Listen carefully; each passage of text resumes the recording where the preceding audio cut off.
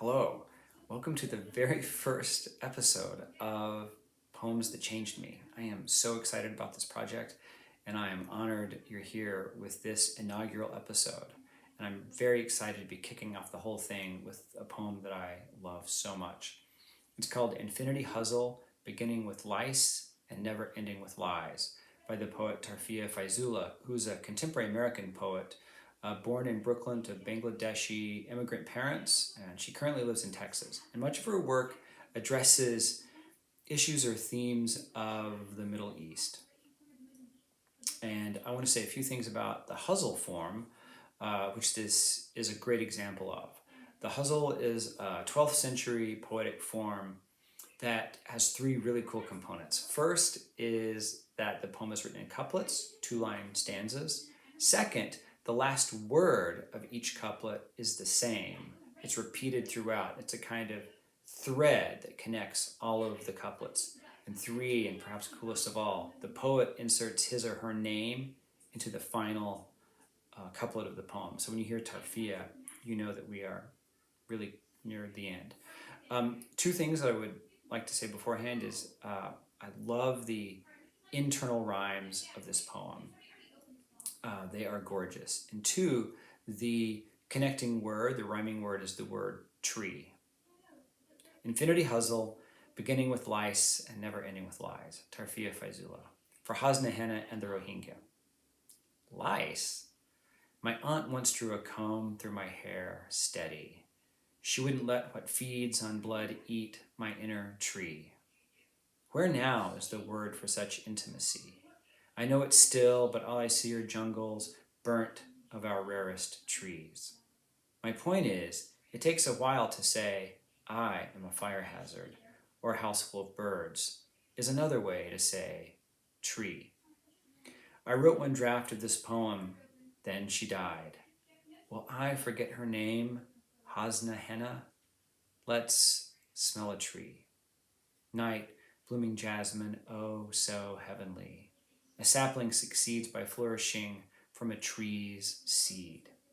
How else to perfume these needs we breathe? A sapling, of course, equals a small and soft tree, i.e., baby tree. I grieve the rice she fed me off a palm leaf. Only now can I fully marvel how finely formed is a tree. Someone I loved said to stop with the oceans in my poems. Well, oceans plus oceans plus oceans. We drown so many trees. Night blooming tree equals baby tree equals once and future tree. Lately, all I think about are trees. Read this again and replace tree with refugee. Tarfia equals joy in the margins plus one who lies to protect trees. I love that poem so much. What I learned from that poem is a couple of things. First, I love her mix of light and dark. The poem begins lightly and breezily, then moves into the death, perhaps of Hasna Henna, and then goes back to the hilarious stanza of being told by a lover to stop writing about oceans. So what does she do? Put oceans in 3 times. And then right after that, you get this unbelievable moment when she tells you to replace the word that is the consistent thread throughout trees with the word refugee. And all of a sudden, this poem that seems to be a beautiful blend of the personal and the ecological suddenly becomes even more dramatically political and forms this beautiful triad, this trinity of the personal, the ecological, and the political by way of the refugee crisis that we are all reminded of.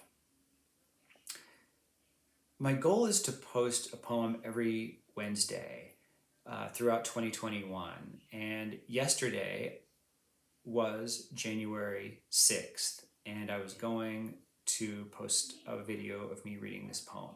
But yesterday was a horrific day when a group of anarchist thugs stormed the Capitol building, breached the Capitol, and desecrated a symbol of American democracy while the work of democracy was happening.